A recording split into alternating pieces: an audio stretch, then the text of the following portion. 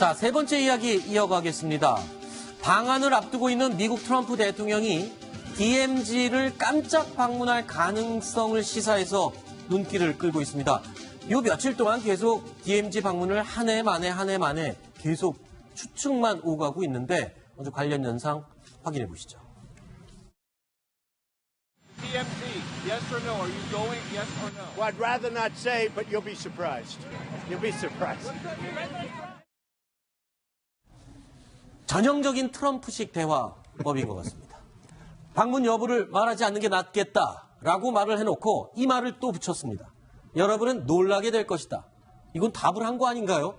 그렇습니다. 깜짝 방문을 하겠다라는 거잖아요. 방문에 앞서서 백악관에서는 캠프 험브리스, 그러니까 지금 평택 기지죠. 세계 네. 최대 규모의 주한 미군 기지를 방문할 것이고 DMZ가 양쪽을 다 방문하기 힘들 거다. 네. 그래서 이제 평택 기지만 방문할 것처럼 이제 브리핑을 했습니다. 공식 브리핑을. 그랬죠. 그래서 다시 한번 근데 아무래도 이제 DMZ 시장이 굉장히 상징적 공간 아니겠습니까? 따라서 이제 다시 기자가 질문한 거죠. DMZ에 가지 않느냐 그랬더니 말씀하신 것처럼 트럼프 특유의 어법으로 말하지 않는 게 낫겠다 하지만 깜짝 놀라게 하겠다. 이거는 결국은 방문할 수도 있다는 그렇죠. 그런 답이 될 수 있는 거고 지금 어쨌든 간 아까 전에 지금 저희가 전에 얘기한 것처럼 미국의 최대 전단들이 다 한반도에 집결하고 있습니다. 이 얘기는 무슨 얘기냐면 트럼프 대통령이 한반도에 와서 할 발언도 굉장히 셀 수밖에 없다. 네. 그런 거를 이제 이미 앞서 선제적으로 보여주고 있는 거죠. 따라서 DMZ에서 그런 발언을 할 수도 있지 않겠나. 네. 이런 기대도 해봅니다. 사실 그 미국의 대통령이 이 한반도에 오는데 김정은이 어떤 행동을 할지 모르지 않습니까? 그래서 더더욱 더 항공모함 전단도 오고 또 예민하게 반응하는 걸 수도 있잖아요. DMZ가 사실 근데 김정은을 향해서 보내는 메시지를 주기에는 가장 적절한 곳 아닌가요? 맞습니다. 왜냐하면 그동안 오바마 대통령이나 그 이전에 모든 대통령들이 처음 한국을 방문했을 때 동맹의 과시 차원에서 또 이 한반도의 안보를 굳건하게 지켜주겠다는 그런 의지 확인 차원에서 DMZ를 네. 항상 방문을 했었거든요. 그런데 이제 지금 트럼프 대통령이 처음 한국을 방문하는데 DMZ를 방문하지 않는다라고 하는 것은 그렇죠. 지금 이제 또 군사적 충돌이 야기되는 이 상황에서 뒤로 빠지는 게 아니냐, 네. 용기 없는 게 아니냐, 정말 당신이 정말 군사적으로 북한하고 겨룰 수 있는 어떤 간이 있느냐, 뭐 네. 이런 것들을 측정하는 바로미터가 될 수 있기 때문에 DMZ 방문 가능성이 높다고 보고 제가 마침 지난 주말에 전방을 다녀왔는데 네. 역대 이제 미국 대통령들이 이렇게 방문을 하면 반드시 가는 GP가 있습니다. DMZ 내에 우리 그 척후 요새죠. 네. 그 GP 옆을 갔다 왔는데 우리 육군이 대단히 열심히 준비를 해서 철통 같은 경계를 하고 있는 것을 눈으로 봤습니다. 네, 그만큼 기습 방문할 가능성이 높아 보인다. 하지만 그것도 이렇게 못 박아서 얘기할 수는 없어요. 이거는 굉장히 비밀 사항이고. 그렇죠. 예. 네. 그러니까 트럼프 대통령이 그 DMZ를 가려고 그러면 좀 시간이 빡빡하거든요. 네. 숙소를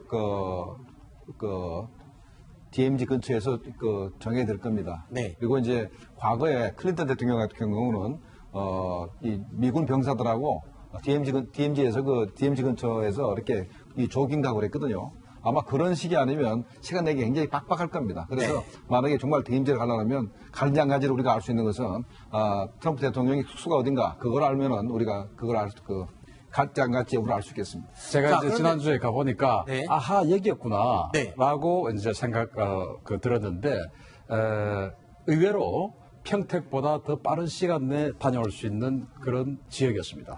그렇군요. 그래서 뭐 비록 우리가 지금 예측하는 대로 뭐 하얏트 호텔이나 남산 근처에 숙소를 정한다고 하더라도 네네. 의지만 있으면 알겠습니다. 언제든지 다녀올 수 있는 그런 곳이었습니다. 네, 우리가 아무리 얘기를 하더라도 트럼프가 안 가면 그만이고요. 네.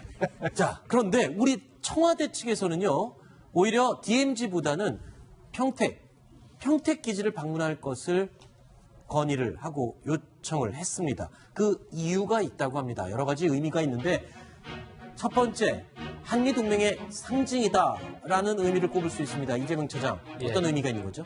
그렇습니다. 평택 기지라고 하면 아시겠지만 하여튼 미국이 외국에 갖고 있는 기지 중에 가장 큰 기지입니다. 여의도 면적이 무려 5배나 됩니다. 네. 이걸 하기 위해서 2003년부터 준비를 해서 굉장히 많은 우리 정부로서도 엄청난 많은 이제 비용을 분담하면서 이 기지를 만든 건데요.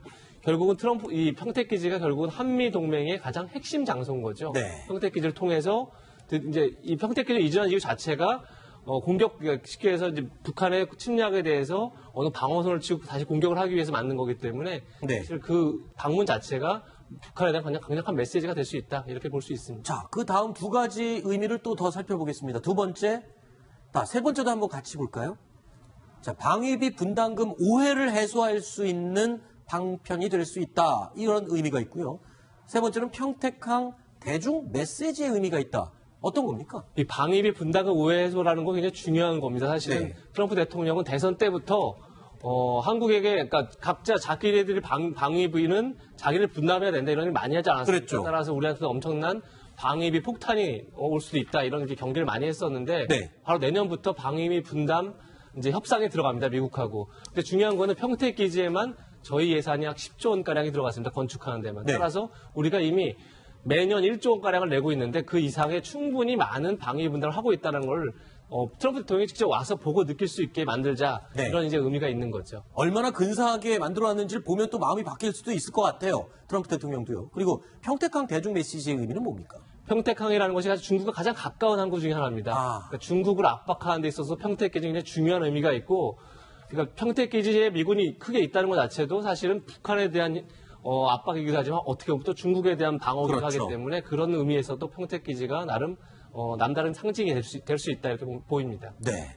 자, 트럼프 대통령이 아시아 순방 가운데 우리 한반도를 방문하는 것에 있어서 미국 내에서 시민단체들이 일부 항의를 하고 반대를 한다라는 목소리가 들려요. 박소영 기자, 어떻게 된 겁니까? 네, 이게 바로 하나의 동영상이 퍼지면서 이런 일이 생기고 네. 있는 건데요. 바로 지난 14일에 부산 해운대 한 호텔에서 그 미 해군 창설 242주년 축하 파티가 열렸습니다. 네. 그런데 그 앞에서 반미 단체가 시위를 했습니다. 네. 시위를 했는데 이 시위 모습이 찍힌 동영상인데요. 보시면 이 한 여성이 미군이 타고 있는 버스를 향해서 손가락 욕을 하는 것을 확인하실 수 있습니다. 네. 바로 저 영상이 SNS를 통해서 퍼지면서 이 미국에 있는 미국 국민들이 이 모습을 보게 된 거죠. 그러면서 이렇게까지 이렇게 반대를 하는데 우리가 도와줘야 되느냐? 한국에서 손을 떼라. 북한이 침략해도 도움 요청하지 말라. 이런 식으로 좀 이렇게 거부감을 드러내고 있는 겁니다. 네.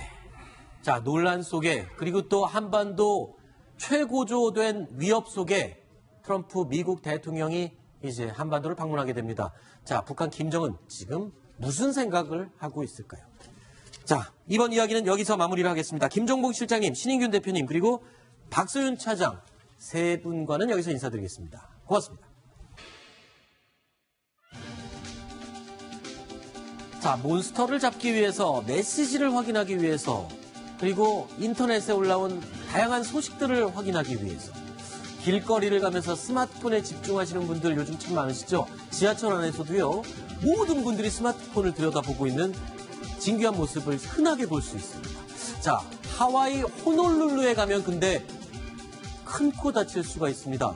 이유종 기자, 예. 하와이에 가서는 길 가다가 스마트폰 보면은 큰 코 다친다는 게 이게 무슨 말입니까? 벌금을 낼 수 있기 때문인데요. 아하. 우리가 흔히 보면 그 길거리에서 스마트폰을 굉장히 많이 이용합니다. 뭐 PC도 하고 게임도 즐기는데 이러다 보면 교통사고가 발생할 우려가 매우 큽니다. 그래서 하와이 호놀룰루시는요, 지난 7월 달에 산만한 보행 금지법을 제정했고요. 그때부터 이 벌금을 매기기 시작했습니다. 그런데 이번에 벌금 처벌을 받은 사람이 나왔습니다. 그래서 이번에 나왔는데 최저는요 15달러, 우리 돈으로 약 17,000원 정도부터 부과가 되고요. 많게는 99달러까지 벌금을 내야 됩니다. 11만 원 정도인데 초범일 경우에는 돈이 좀 싸고 자주 저지르게 되면 가격이 또 올라가게 되겠습니다. 네. 자, 하와이에 혹시 가실 일이 있으면 이거 꼭 염두하고 가십시오. 요즘 또 해외 로밍에서 해외에서도 스마트폰을 많이 사용하잖아요. 자, 그래서 여러 번 많이 들어보셨을 겁니다. 스몬비라는 단어가 있습니다. 이 스몬비 한번 확인해 볼까요? 자, 스마트폰을 사용하게 되면요. 제가 들고 있는데 저희 작가가 이거 꼭 시연해서 보여주시라고 해갖고 제가 보여드리겠습니다. 이렇게 구부리고 스마트폰을 하게 됩니다. 그러면서 걸어가게 되면 뭔가 좀 어눌한 좀비처럼 보인다는 거죠. 그래서 스마트폰 플러스 좀비, 스몬비다. 이렇게 신조어가 생겨서 불리고 있습니다. 그런데 이 스몬비 때문에 몸살을 겪는 나라는 이 하와이뿐만 아니라 전 세계 곳곳이 그렇죠. 우리나라도 그럴까 안 그럴까요? 그렇죠. 우리나라도 그렇습니다. 마찬가지죠. 그러니까 뭐 하와이뿐만 아니라 전 세계적으로 다 그렇고 뭐 중국도 지금 보시면 아이고. 저 장면 미국에서 있었던 장면을 알고 있는데요. 네. 저 스마트폰 보다가 그렇죠. 맨놀에 빠진 거예요? 예, 맨홀에 빠진 건데 저기가 깊이가 1.8m 정도 된다고 하거든요. 아이고. 예, 그래서 빠져서 구조대가 와서 이제 지금 보시면 이제 네. 구조하는 장면인데 굉장히 이제 저 흑인 여성이 크게 다쳤다고 하는데, 네. 그러니까 저렇게 전 세계적으로 지금 저런 현상들이 퍼져 있기 때문에 네. 스마트폰을 가지고 거리를 걷는 것에 대해서 규제를 하는 것이 맞느냐 안 맞느냐에 대한 논란이 있었는데 이번에 네. 호놀룰루에서 이제 처음으로 시도를 한 거죠. 그런데요, 이 정반대의 경우도 있습니다. 이유준 기자. 예. 그러니까 스마트폰을 보면서 길을 걸어 다니는 사람, 규제를 할 게 아니라 그 사람들을 보호하는 스마트폰 사용자 전용 길거리가 만들어진 나라도 있다면서요. 네, 일종의 발상의 전환이라고 네. 보시면 될 것 같은데 중국과 태국의 사례를 보면 스마트폰 사용자 전용 도로를 만들었습니다. 그래서 어떤 식으로 되어 있는 겁니까, 그러면? 네, 이 도로를 가게 되면 이제 일단은 그 사람들이 저거를 스마트폰을 하고 가도록 할 수 있도록 돼 있고요. 저기 화면 나오시는 것처럼 길가에 표시가 돼 있군요. 예, 길가에 표시가 돼서 여기는 스마트폰, 텍스트 라인이다 해서 스마트폰을 하는 사람들만 다닐 수 있도록 하고 이쪽에 이제 교통 차량이나 이런 것들이 들어오지 못하도록 하는 것입니다. 네. 이유준 기자 독일에 있을 때는 이런 건 없었잖아요. 옛날에. 굉장히 오래전이라 오래전이라 이런 거 없었죠. 예. 근데 요즘은 독일에 저런 게 생겼네요. 독일에서는 이제 바닥에 그 신호등 같은 것이 설치되어 있습니다. 아. 독일하고 싱가포르의 사례인데요. 네. 바닥에 신호등, 우리가 보통 신호 대기 앞에서 시간이 남기 때문에 스마트폰을 자주 합니다. 네. 그러다 보면 건너지 못하는 상황도 발생하는데 바닥에 신호등이 있다고요? 예, 맞습니다. 그러면은 이게 스마트폰 보다가 바닥에 파란불이 들어오면 앞에 고개를 안 들더라도 파란불이네 그러고 가면 된다는 거예요? 네, 맞습니다. 스마트폰을 볼 때는 약간의 견눈질을 해야 그래도 그 불이 들어오는지를 확인할 수 있을 것 같고요. 네. 우리 서울에도 약간의 조치가 있는데 스마트폰 주의 표지판이 있습니다. 네. 이런 것들을 설치해서 좀 주의하고 가라 이런 여기 있네요. 경고의 스마트폰 메시지도 정지선. 더 이 선을 나가면 찾길이니까 위험하다 이렇게 표시가 돼 있는 곳이군요. 네, 맞습니다. 경고의 메시지를 전달하는 그런 선도 존재합니다. 자, 뭐 저런 서비스도 참 고맙고 좋긴 하지만 아예 길 가면서 스마트폰을 안 하는 게 낫지 않을까요? 그렇죠. 그렇지 안 하는 게 나은데 이게 또 스마트폰이 워낙 이제 생활에 또 필수품이 되다 보니까 그 현실적으로 안 하게 하는 게 좀 쉽지는 않습니다. 네. 그러니까 이제 계도를 해야 되는 건데 근데 이제 외국 사례처럼 독일, 싱가포르 같은 경우 이종 기자 얘기했더니 막 번쩍번쩍 한다는 거 네, 아니겠습니까? 바닥이 번쩍번쩍한. 네, 우리나라도 했으면 아예 그렇게 했으면 좋겠습니다. 하려면 왜냐면요, 제대로. 방금 저기 우리나라 표시했던 저 스마트폰 주의 표시판 했던 곳 있잖아요. 저기가 아마 제가 알기로 이 방송국 근처인 것 같은데 네. 지형 지물을 보니까 네. 저 굉장히 많이 저도 지나다니는 횡단보도거든요. 네. 저는 저 횡단보도 많이 지나다녔는데 저런 표지판이 있는 거 오늘 알았습니다. 아, 그러니까 모른다는 거죠, 사람이. 네. 그러니까 좀 알게 해줬으면 어떨까 하는 그런 정책 제안을 제가 하나 드립니다.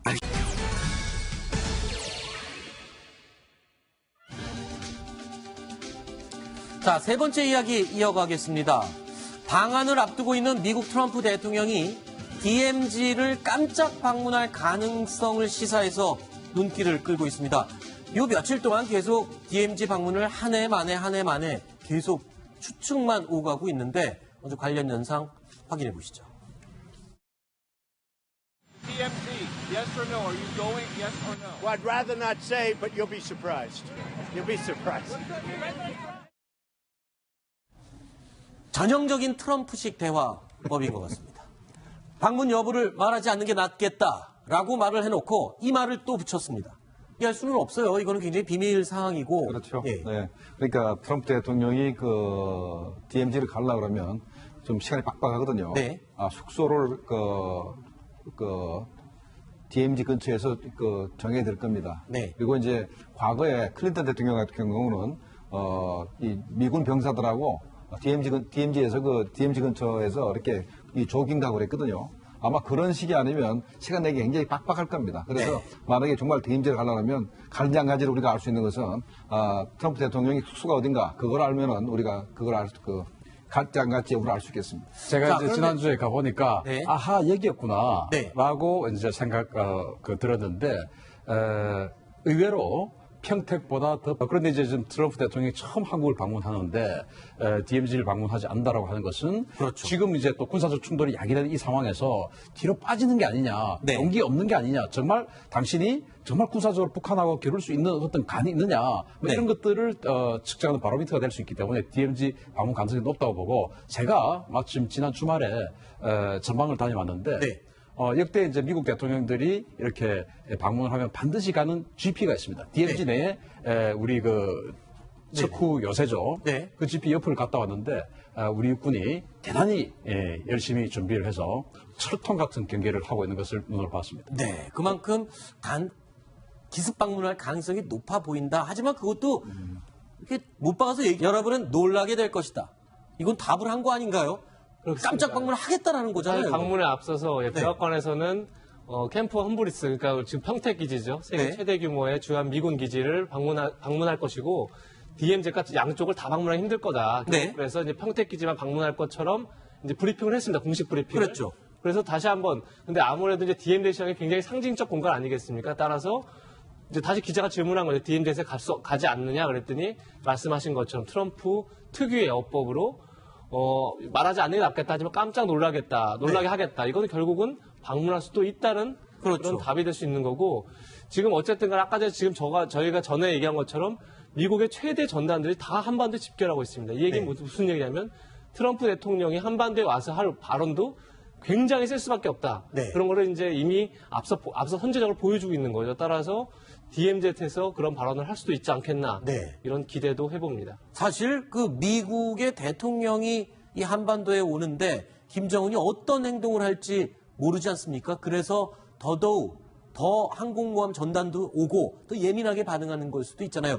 DMZ가 사실 근데 김정은을 향해서 보내는 메시지를 주기에는 가장 적절한 곳 아닌가요? 맞습니다. 왜냐하면 그동안 오바마 대통령이나 그 이전에 모든 대통령들이 처음 한국을 방문했을 때 동맹의 과시 차원에서 또 이 한반도의 안보를 굳건하게 지켜주겠다는 그런 의지 확인 차원에서 DMZ를 네. 항상 방문을 했었거든요.